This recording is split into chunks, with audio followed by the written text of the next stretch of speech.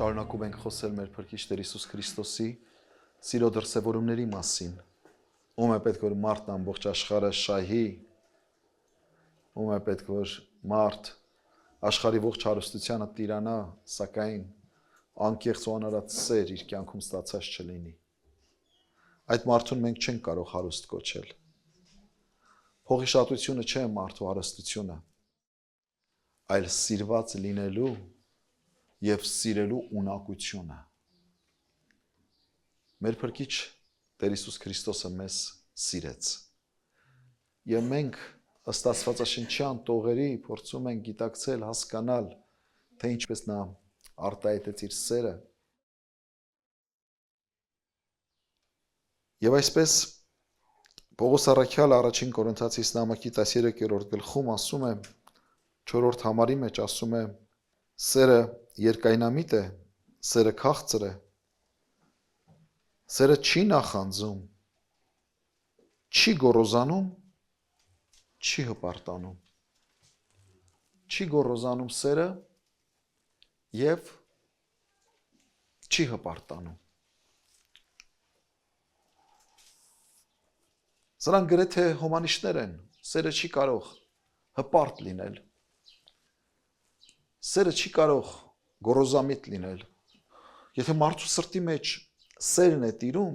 այնտեղ չի կարող հպարտությունը տիրել, որովհետև հպարտությունը ամբողջ ուշադրության սլաքները ուղղում է դեպի իր եսը, իր էգոն։ Իսկ սերը ամբողջ ուշադրության սլաքները ուղղում է դեպի իրենից դուրս եղած աշխարհը։ Սա պետք է հասկանալ, սա պետք է գիտակցել։ Մեր Տեր Հիսուս Քրիստոս իր ողջ կյանքի ընթացքում մեզ ցույց տվեց այս օրինակը, որ մարդու որդին եկավ կորսվածը փնտրելու և փրկելու համար։ Նա բնորոշեց իր առաքելությունը, իր կյանքի, իր աշխարհ գալու առաքելությունը այս խոսքով, որ ես եկա փնտրելու և փրկելու, թե ինչպես նա փնտրեց և ինչպես նա փրկեց։ Մենք իր ողջ կյանքի ընթացքում տեսնում ենք, որ նա փնտրում է։ Փնտրում է ինչպես, փնտրում է ծառայելով մարդկանց, փնտրում է նրանց կորած հոգին, փնտրում է նրանց սիրո պակասության այդ զգացողությունը բավարարելու մեջ։ Ինչպես էր նա դա անում։ Նա նրանց ծառայում էր։ Քրիստոս իրենց ծառայում էր։ Նրանց պետքերին, նրանց կարիքներին, լինի հոգևոր, լինի ֆիզիկական, նա չէր տարանջատում մարդկանց հոգևոր և ֆիզիկական կարիքները։ Երկուսին էլ հավասարազոր ծառայում էր։ Որովհետև սերը ծառայող է։ Սերը ծառայություն չի փնտրում։ Սերը ծառայում է։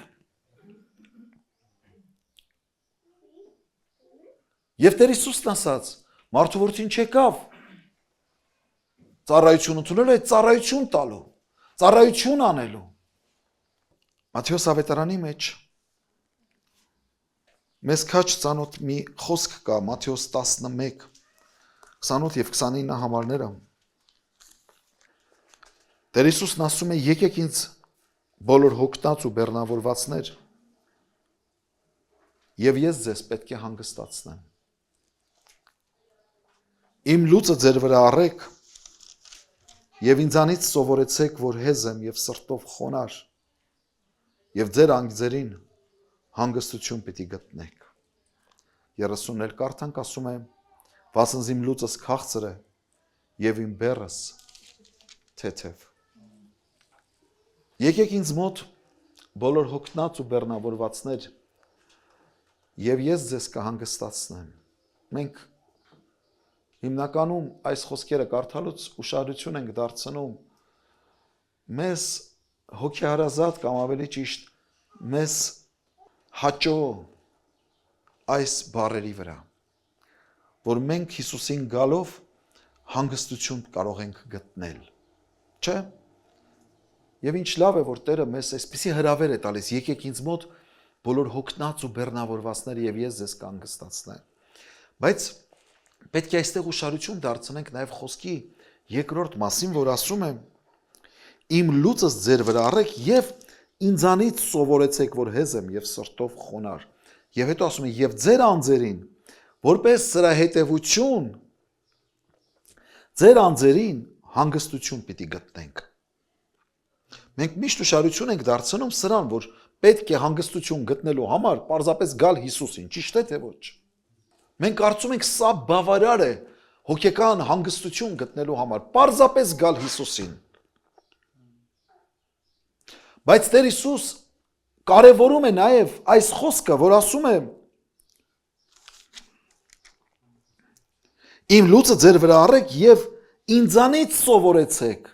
որ հեզ եմ ու սրտով խոնար եւ ձեր անձերին հանգստություն կգտնեք։ Երբ կգտնեք հանգստություն։ Ոչ միայն, երբ որ գալիս եք ինձ մոտ, բայց գալով դուք բան ունեք անելու։ Եթե ուզում եք հանգստություն գտնել, եթե ուզում եք ձեր կյանքում իրապես այդ խաղաղությունը, հոգու ներդաշնակությունը, հոգու խաղաղությունը գտնեք, ասում է իմ լուծս ձեր վրա առեք եւ երկրորդ ասում է ինձանից սովորեցեք։ Քեզանից ինչը սովորենք Տեր Հիսուս, որ հեզ եմ եւ սրտով խոնար եւ ձեր անձերին հանգստություն կգտնեք։ Թանկագին եղբայրներ եւ քույրեր, այս կյանքում մեզ ամենաշատ անհանգստություն տվողը դա մեր հպարտությունն է։ Դա մեր ներքին հպարտությունն է, ներքին գոռոզությունն է։ Եսն է, էգոն է։ Այս աշխարհից վրա ամենաշատը մեզ անհանգստացնողը դա մեր ներքին հպարտությունն է։ Ինչն է մեզ ավելի շատ փորձությունների մեջ գցում։ Հպարտությունը։ Ինչն է մեզ ավելի շատ վեճերի մեջ գցում։ Հպարտությունը։ Ինչն է ավելի շատ մեզ վիրավորում։ Մեր հպարտությունը։ Ինչն է ավելի շատ մեզ անհանգստություն պատճառում։ Մեր եսի, մեր էգոյի դեմ նետված նետերը։ Եվ որքան մարդու էգոն, որքան մարդու եսը, որքան մարդու հպարտությունը վառ արտահայտված է, այնքան այդ մարդը խոցելի է, այնքան այդ մարդը ավելի շատ տառապելու եւ չարչարվելու հակված է։ Մենք այս համարները կարդալով միշտ մտածել ենք հոգտած, բեռնավորված նշանակում է կյանքում շատ աշխատած, կյանքում շատ տանջված, կյանքում շատ, չգիտեմ, նեղություններով անցած, նյութական, ֆինանսական եւ այլն։ Բայց այստեղ հոգեկան ցավերի ու տառապանքների մասին է, որ շատ հաճախ դրանց հիմնական պատճառը լինում է մեր եսը, մեր էգոն։ Մենք լուծեր ենք մեր վրա վերցրել այս աշխարհում մեր էգոյի պահանջները, ցանկությունները բավարարելու համար։ Բայց այստեղ ասում եմ լուծը ձեր վրա վերցրեք։ Քրիստոսի լուծի մեջ մեր անձնական շահը փնտրել չկա։ Քրիստոսի լուծի մեջ Քրիստոսի շահն է, որ մենք փնտրում ենք, մնացած բոլոր լուծերը, որ այս կյանքում վերցնում ենք, մեր անձնական շահն ենք փնտրում։ Մեր ներկայի, մեր ապագայի բարեկեցությունն ենք փնտրում։ Մեր ցուցամոլությունն ենք փնտրում, երևանք եւ նեղվում ենք, որ ինչ-որ մի բան չի ստացվում։ Բայց երբ որ Քրիստոսին լուծն ենք փնտրում, երբ որ Քրիստոսի պետքը, կարիքը, այն ինչ որ իր համար է կարևոր, մենք նետվում ենք այդ լուծը կրելու եւ սովորում ենք նրանից, ունենալով նրա օրինակը, որ հեզեր եւ սրտով խոնար, այն ժամանակ դրա որպես հետևանք գտնում ենք նաեւ մեր հոգու հանգստությունը։ Քրիստոսն է մեր օրինակը, որ հեզեր եւ սրտով խոնար։ Իր ծննդյան օրվանից սկսած միջև իր մահը եւ անգամ իր հարությունը մենք տեսնում ենք հեզության եւ խոնարհության բացարձակ դրսևորում։ Նա, որ արժան էր ծնունդ առնելու արքայական պալատներում, նա ծնունդ է առնում խոնար մսուրում։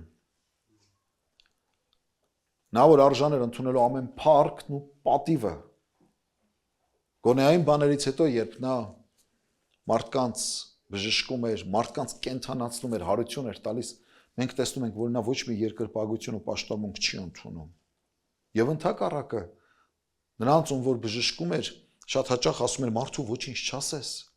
Նա չէր գովազդում իր արածները, նա չէր նկարահանում եւ YouTube-ներում չէր ցուցադրում իր աղոթածների բժշկվածների, այսպես ռեկլամներն ու գովազդները, ավելին ասեմ ձեզ, Տեր Հիսուս երբեք թուղթ ու գրիչ չվերցրեց եւ իր ասածներն ու իր արածները երբեք չգրեց, գրիչ առավ։ Այդպես որ թողնի էլի աշխարհը իմանա ինքը ինչեր արել եւ այլն։ Այդ իր աշակերտները մեծարեցին նրան, նրա խոսքերը, նրա падգամներն ու նրա արածները մեզ փոխանցելով։ Խոնարհությունը, թանկագիններս, դա լոկ արտաքին դրսևորում չէ։ Մարդ կարող է խոնարհության դերը կատարի շատ վարպետորեն,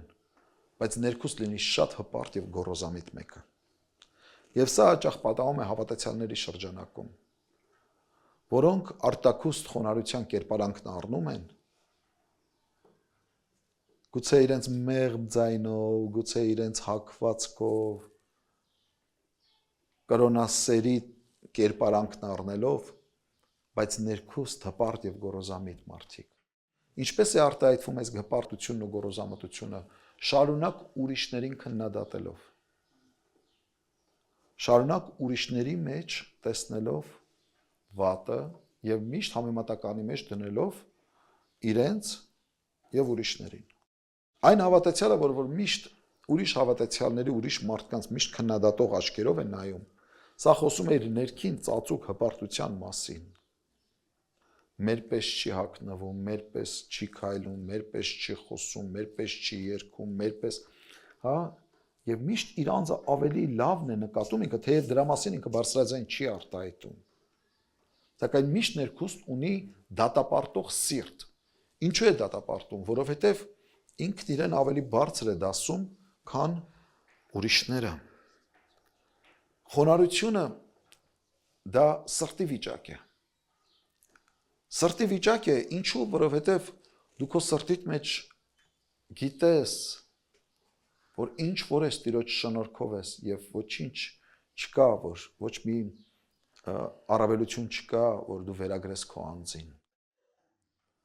Հավատացյալ մարդը գիտի, որ ինչ որ է Տիրոջ շնորհքով է։ Բոլոր բարի բաներն Աստծուց են։ Եվ այն բոլոր զարդերը, որ կա քո կյանքում, բոլոր պարգևները, որոնցով դու օժտված ես, հասկանում ես, որ դա Տիրոջից ես առել։ Ինձանից սովորեցեք, որ սրտով խոնար եմ, հեզ եմ եւ սրտով խոնար։ Սա սրտի վիճակ է։ Սրտով խոնար նշանակում է ես երբեք իմ անձս ուրիշներից բարձր չեմ դասում։ Այս է սրտ, շատ պարզ բան։ Ինչ էլ այս կյանքում ինչ նվաճումներ էլ որ ունենաս, երբեք քո անձը դիմացինից ուրիշներից բարձր չպետք է դասես։ Այս շատ պարզ բան է, կապ չունի դիմացինդ ինչ գործ է անում, ինչ չգիտեմ, փողոց է մաքրում, աղքատ է, հարուստ է, կապ չունի, թե դու ինչ նվաճումներ ունես քո կյանքում, մեծահարուստ ես, ինչ ավտո ունես, ինչ տուն ունես, ինչ ոսկե ժամացույց ունես եւ այլն։ Երբեք այս կյանքում ձեռք բերած որևէ մի բան քո անձը չպետք է բարձրացնի, դրանով դու չպետք է հպարտանաս, չպետք է գոռոզանաս։ Պողոս առաքյալը մի բան է ասում, որով ես պարծենում եմ, ասում են Քրիստոսի խաչն է, որի նշաններն ասում են ես իմ մարմնի վրա կրում եմ։ Ցավ են տառապանքը։ Բայց ոչ ուրիշ որևէ մեկ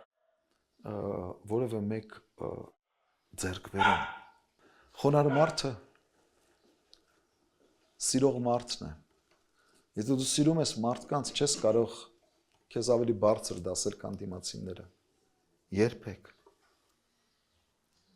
Աստծո սրտի համեմատ մարդն է խոնարհ մարդը։ Մովսեսի համար այդպես է գրված, որ նա խոնարհ մարդ էր, եւ ասում են նրա նման խոնարհ մեկը աշխարհում չկար։ Որովհետեւ մեկը, որ Աստծո հետ քայլեց, Աստծո հետ հանդիպեց, Սուրբ Գիրքն ասում է 30/30 նրան տեսավ։ Իհարկե, այստեղ հրեշտակային կերպարանքով Աստված հայտնվեց։ Բայց մեկը, որ Աստծո հետ 30/30 շփվեց, հարաբերվեց, խոնար էր։ Երբեք իր անձը չբարձրացրեց։ Խեղճը մի անգամ սխալվեց, երբ որ վեմին հարվածեց գավազանով եւ ջուր բխեց, ժողովուրդը միջ այդ տրտնջումներ, արդեն ստեղ էր հասել, ասում են, ջուր էլ ուզեցիք, ջուր էլ տվեցի, այս մի բառի համար պատժվեց եւ խոստացյալ երկիրը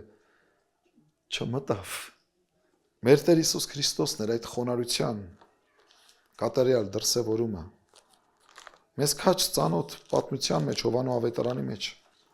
13-րդ գլուխ մենք տեսնում ենք Հիսուս իր աշակերտների ոտքերն է լվանում։ Հովանու 13:12-17։ Երբ անոնց ոտքերը լված իր հանդերձները առնելով նորեն սեղան նստեց եւ ըսավ անոնց. Գիտեք, ինչ արեցի ձեզ։ Դուք ինձ վարդապետ ու Տեր եք կոչում, լավ եք անում, որովհետեւ այնպես եմ։ Եթե ես Տերս ու վարդապետս ձեր ոտքերը լվացի, ուրեմն պետք է որ դուք էլ իրարու ոտքեր լվակ։ Վասնզի ձեզ օրինակ մտվի, որպես ինչպես ես ձեզ ըրի, դուք հալնեք։ Ճշմարիտ կսեմ ձեզի, ծառան իր տիրոջից մեջ չէ, ոչ էլ ղրկվածը զինք ղրկողեն մեծ է։ Եթե դուք այս բաներն անեք, երանելի եք, եթե ասոնք կատարեք, ինչ կատարեք, խոնարհությամբ իրար ծառայեք։ Ինչ արեց Հիսուս։ Ընթրիքից առաջ կատարեց ծառայի պարտականությունը։ Երբ որ մարդիկ սեղան էին նստում, ընդհանրապես մեծարուստ մարդիկ ծառաներ էին ունենում տանը։ Եվ երբ որ ընտանիքի անդամները կամ տան հյուրերը գալիս էին ընթրիքի տունը, հրավիրվածները գալիս էին ընթրիքի, ծառան նրանց ոտքերը լվալու համար ջուր էր բերում եւ լվում էր ոտքերը։ Պետրոսը զարմացավ, որ այդ պարտականությունը իր վրա վերցրեց Տեր Հիսուս Քրիստոսը։ Երբ որ վերնատան մեջ պետք է հաց ուտեին, ընթրիք պետք է անեին, հա,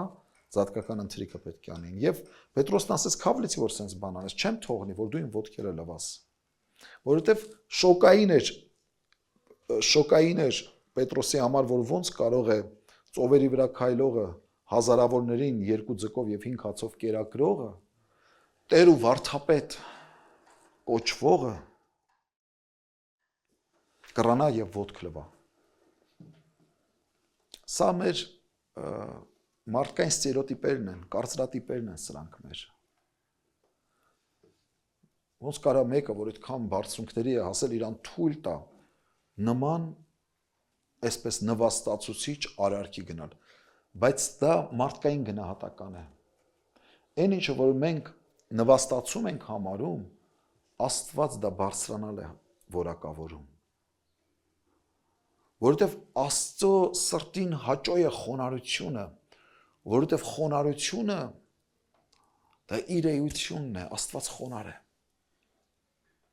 Աստված խոնարհ է։ Տեզերքների, անհամար գալակտիկաների, տեզերական անսահմանության, տրիլիոնավոր աստղերի արարիչը վերածվում է մարդկային մի փոշեհատկի եւ բնակություն է հաստատում մեր մեջ։ Դա չէ որ վկայում է իր էության մասին։ Բյուրավոր աստղերի լույսի կորուստը այդքան արժեք չունի Աստծո համար, որքան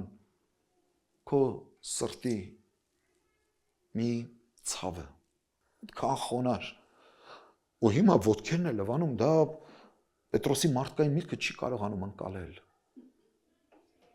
Ասում եք, գիտեք ինչ արեցի։ Դուք ինձ վարդապետ ու Տեր եք կոչում, լավ եք անում, վասնզի այդպես եմ։ Եթե ես Տերս ու վարդապետս ձեր ոտքերը լվացի, որքան ավելի դուք պետք է իրար ոտքեր լվաք։ Ուշադրություն դարձրեք այս խոսքերին։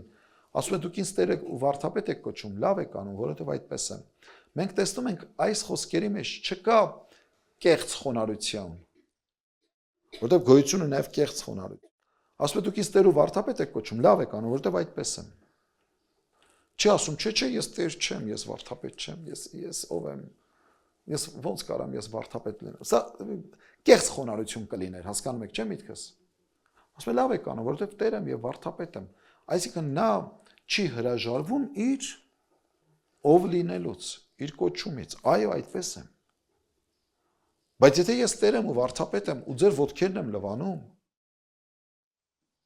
եթե ես հրաշագործս, եթե ես աշխարհի փրկիչս, եթե ես երկնքի ու երկրի Տերը ձեր ոտքերն եմ լվանում, որքան ավելի դուք պարտավոր եք իրար ոտքեր լվալ։ Այստեղ հարցը պետք է մենք հասկանանք, որ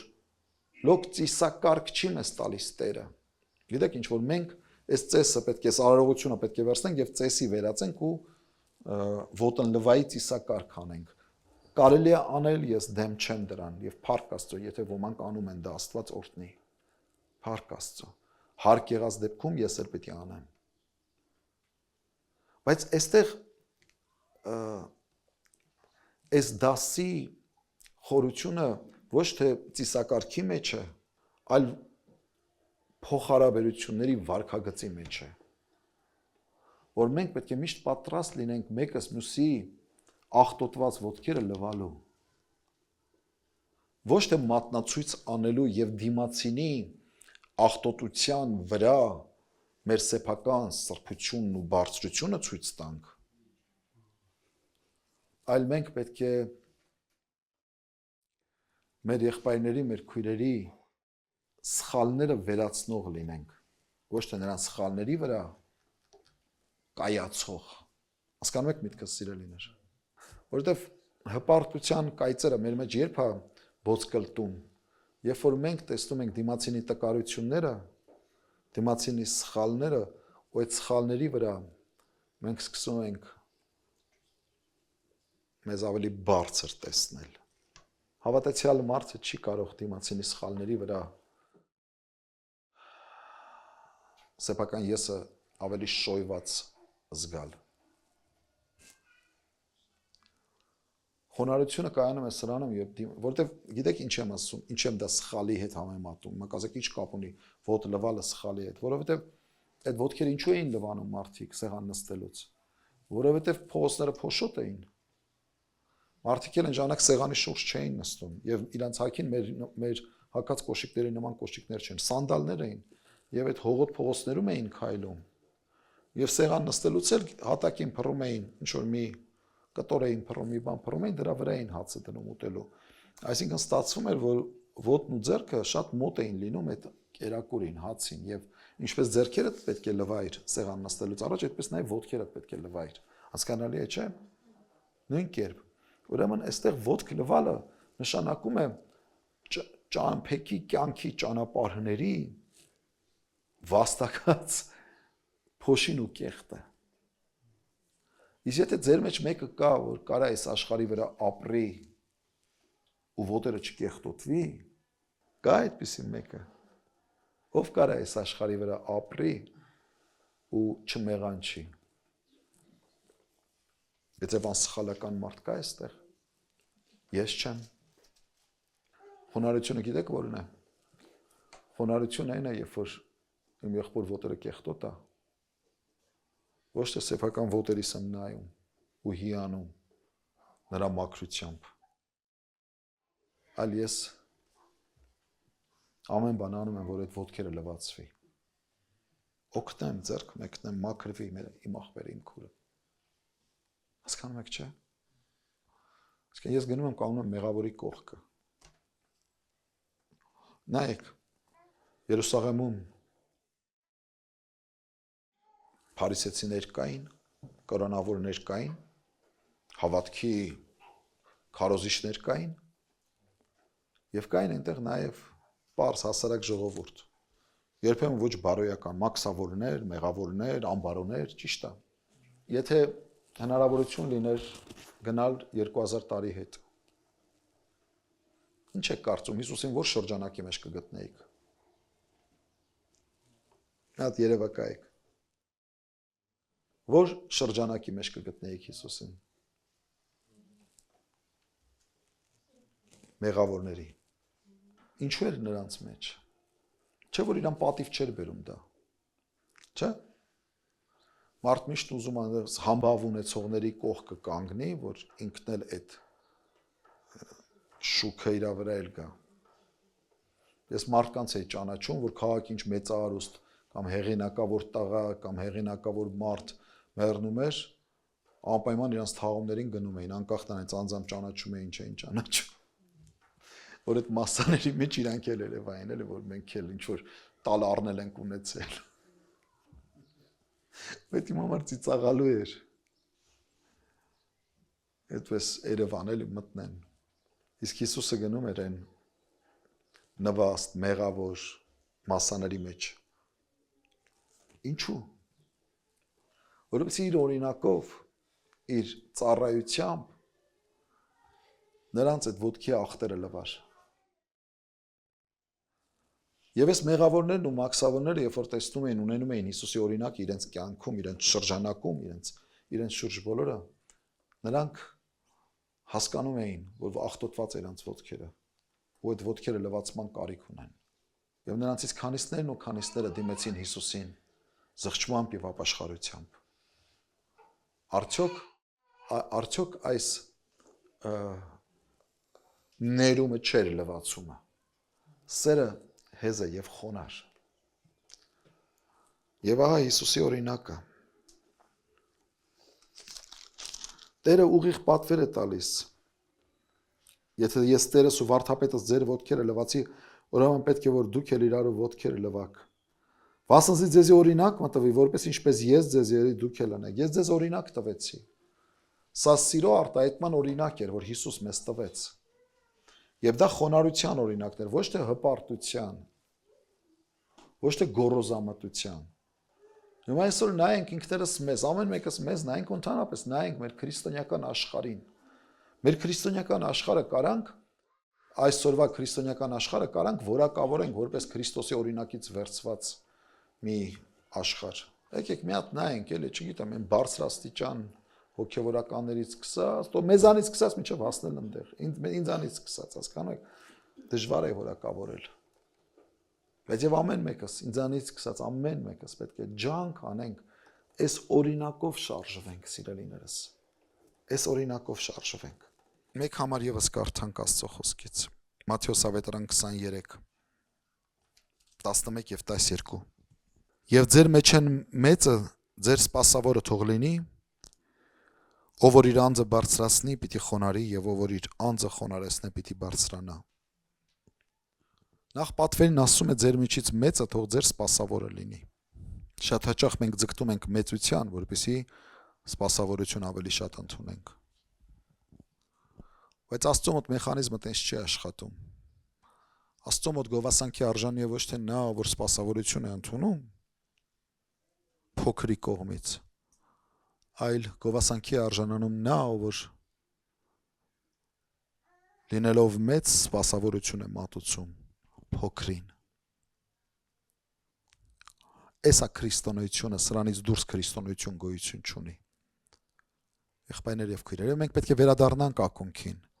Այդ որ մենք այդքան խոսում ենք, մենք քրիստոնյա ազգ ենք, մենք քրիստոնյա ժողովուրդ ենք, մենք խաչապաշտ ենք, մենք եկեղեցի բան, մենք խաչ հակնքվենք, մենք Հիսուսի արձան դնենք եւ այլն։ Մեր վարքագիծը պետք է վկայի դրա մասին, որ մենք քրիստոնյա ենք։ Մեր հայտարարությունները անելով չի եւ մեր փողահարելով չի։ Շատ փողահարենք, որ մենք քրիստոնյա ենք կամ արտաքին երևույթներով, արտաքին խաչ քարերով կամ եկեղեցիներ կառուցելով չպետք է դա վկայի մեր ով լինելու մասին։ Այլ այս պարզ հասարակ դրսևորումների մեջ։ Շատ պարզ ասում է եւ ձեր մեջ են մեծը ձեր սպասավորը թող լինի։ Ով որ իր անձը բարձրացնի, պիտի խոնարհի եւ ով որ իր անձը խոնարհեցնի, պիտի բարձրանա։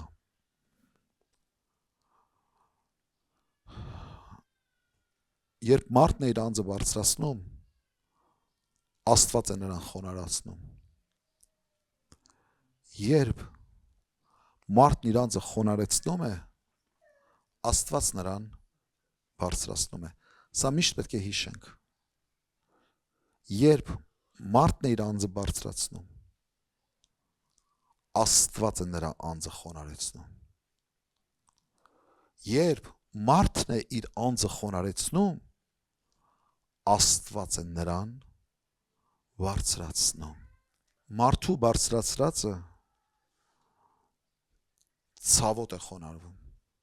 Նրա խոնարհումը շատ ցավոտ է լինում։ Շատ ցավոտ է լինում։ Բայց երբ որ մեր անձը ցավով խոնարհեցնում ենք, որտեղ խոնարհվելը հեշտ գործ չէ։ Հեշտ գործ չէ։ Ավելի հեշտ կբարձրանաս Էվերեստ լեռը, քան հպարտությանդ գագաթները կնվաճես։ Էսի այդպես է։ Ով որ կասի, անձը խոնարհեցնել է, ի՞նչ խնդիր է, այ մարդ, դա իմ համար խնդրեմ չի ընդհանրապես, ես միանգամից խոնարհվում, նման բան գոյություն չունի։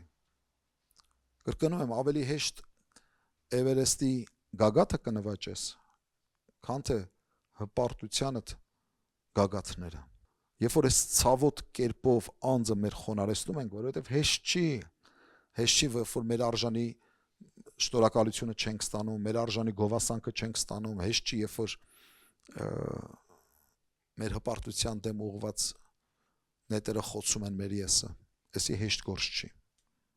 Բայց ով որ իր անձը խոնարհեցնի, Աստված է, որ նրան բարձրացնելու է։ Եվ ճշմարտապես որ բարձրացնում է։ Ճշմարտապես որ բարձրացնում է։ Ինչպես որ Քրիստոսին բարձրացրեց Աստված։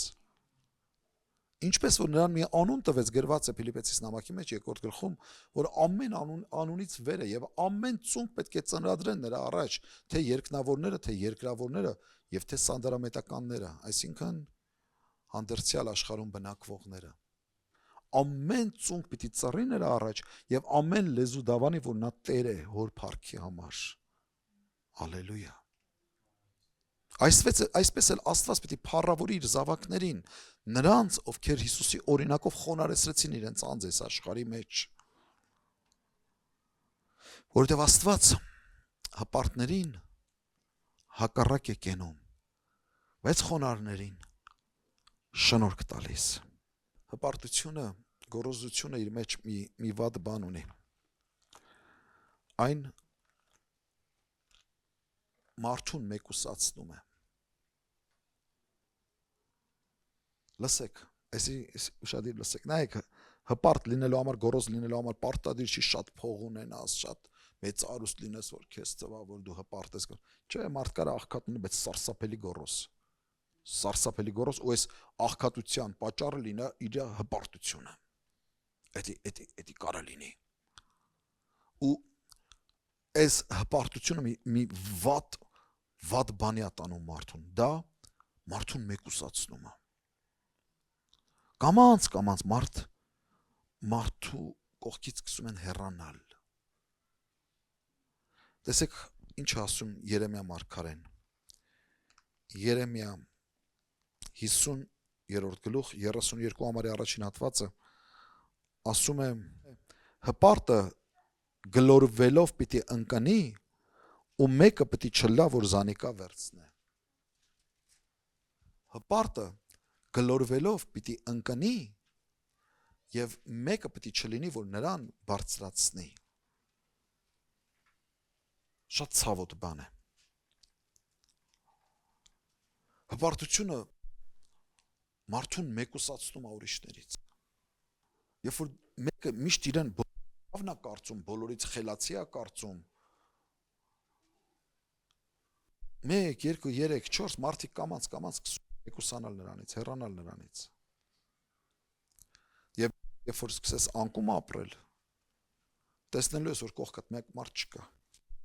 բարձնող ձեռք չկա։ Սա ցավոտ է, սա շատ ցավոտ է։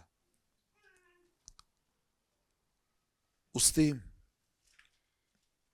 մեր Փրկիչ Տեր Հիսուս Քրիստոսից սովորենք սիրելիներս խոնարհության դասը եւ հիշենք, որ սիրո մեջ չի կարա լինի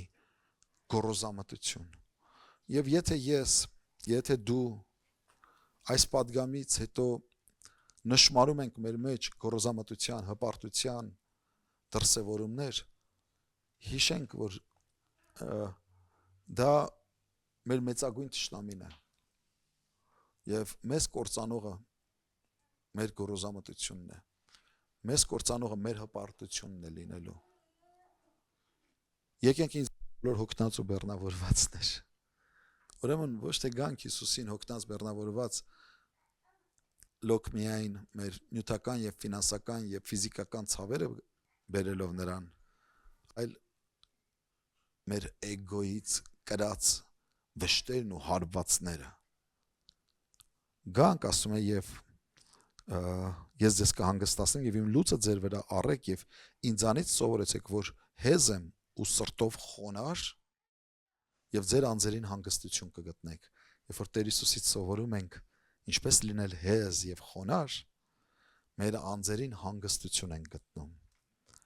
Աստված շնորհ է այս հանգստությունը մեր անձերին իր անվան փառքի համար։ Ամեն։ Աղոթենք։ Փառապանց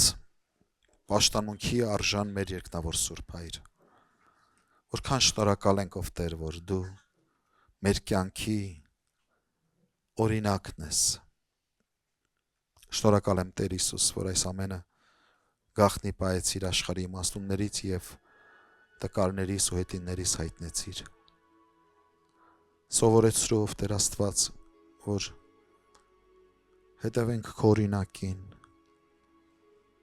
մեր անձերը խոնարեցնելով խաչիդ առաջ։ Գանք քո առաջ Տեր, ինչպես որ կանք աղտոտ ոտքերով, ու աղերսում ենք, որ դու լվաս մաքրես մեզ Տեր։ Գիտակցում ենք Տեր, որ անարժան ենք եւ առանց քո շնորհքի ոչինչ։ Բայց փառք ես Տեր, որ դու բարձրացնում ես խոնարհվածին, հանգստություն ես տալիս հեզին ու սրտով խոնարհին։ Օրհնիր քո զավակներով Տեր։ Եվ դու օրինակ եղիր միշտ մեզ համար։ Պահապան եղիր քո հոտը տարատեսակ փորձություններից։ Հիվանդներին այցելիր Տեր, ձեռքդ մեկնիր ու բժշկիր։ Ողորմած Տեր, լսիր մեր աղոթքները ու պատասխանիր։ Հավատքի մեջ տկարացածներին, ընկածներին, առևտուրը, փողը, շահը, ավելի բարձր դասողները Տեր, քան Սուրբ օրը, այցելիր ու հանդիմանիր, որպեսզի Տեր աշխարհը շահելու ետևից ընկած հավիտենականությունը չկորցնենք։ Գթա Տեր Հիսուս քո անվան փառքի համար։ Ձեռքդ մեկնիր մեր երկրին, մեր ժողովրդին, այցելիր ու ողորմիր քո անվան փառքի համար, Հիսուսի անունով Հայր։ Եվ հիմա մեր Տեր Հիսուս Քրիստոսի շնորհքը, Հայր Աստծո սերը եւ Սուրբ Հոգու հաղորդակցությունը ձեզ հետ լինի, գնացեք խաղաղությամբ։ Ամեն։